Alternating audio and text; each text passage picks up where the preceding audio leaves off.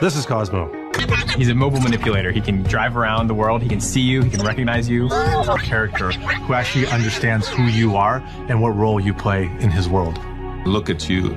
Cosmo moves the head and follows you. Every little detail has its Digital character. Except the output isn't rendered. The output is actually Cosmo behaving in the real world.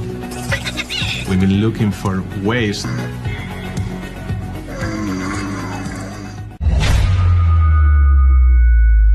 Rethink Robotics' family of robots operate on the Intera software platform. This revolutionary software does not require the use of a teach pendant or keyboard to program the robot. In fact, you don't program the robot at all.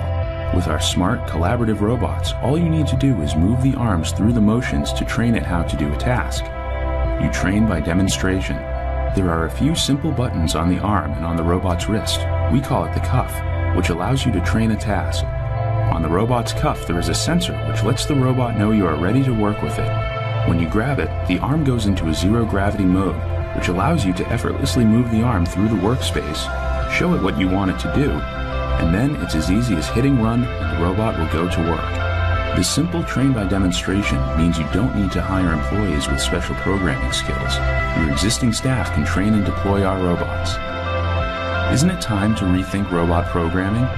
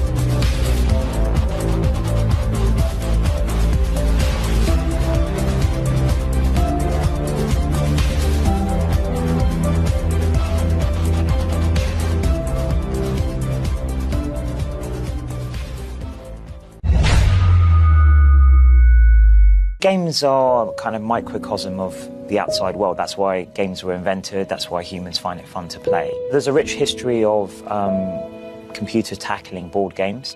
It started with games like backgammon, drafts, and then finally there was Deep Blue in '97 that beat Kasparov at chess, which was obviously a huge watershed moment for game AI. Since then, the really big remaining sort of holy grail, if you like, has been Go.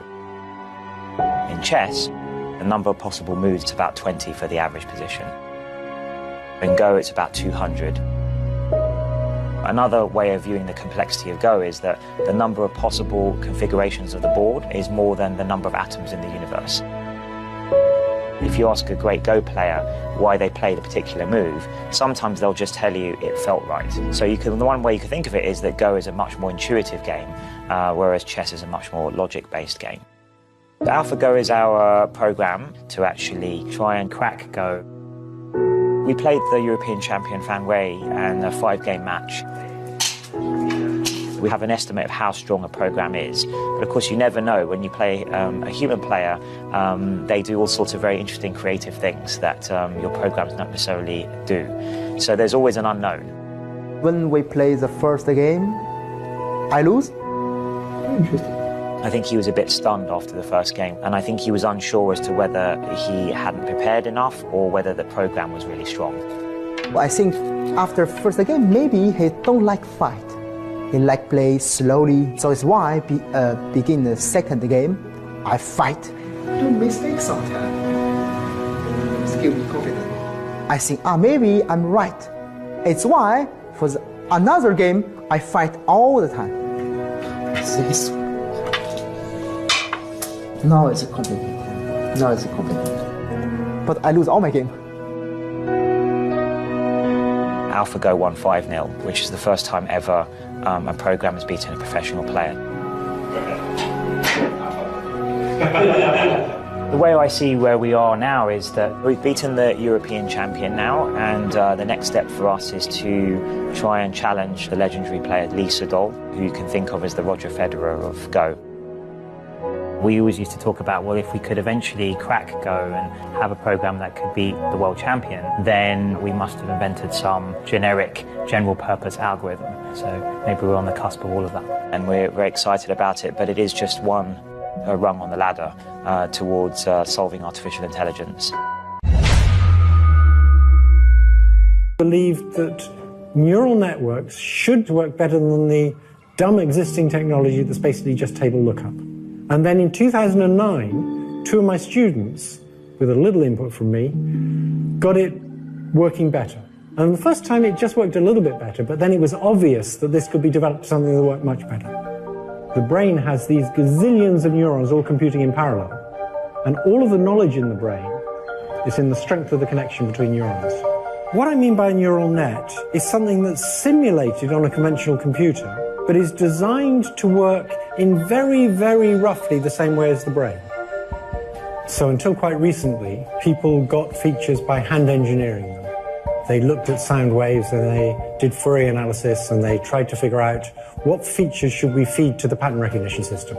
And the thing about neural networks is they learn their own features. And in particular, they can learn features and then they can learn features of features and then they can learn features of features of features. And that's led to a huge improvement in speech recognition. But you can also use them for language understanding tasks. And the way you do this is you represent words in very high-dimensional spaces. We can now deal with analogies, where a word is represented as a list of numbers. So, for example, if I take the list of 100 numbers that represents Paris, and I subtract from it France, and I add to it Italy, and if I look at the numbers I've got, the closest thing is the list of numbers that represents Rome. So by first converting words into these numbers using a neural net, you can actually do this analogical reasoning. I predict that in the next 5 years, it will become clear that these big, deep neural networks with the new learning algorithms are going to give us much better language understanding.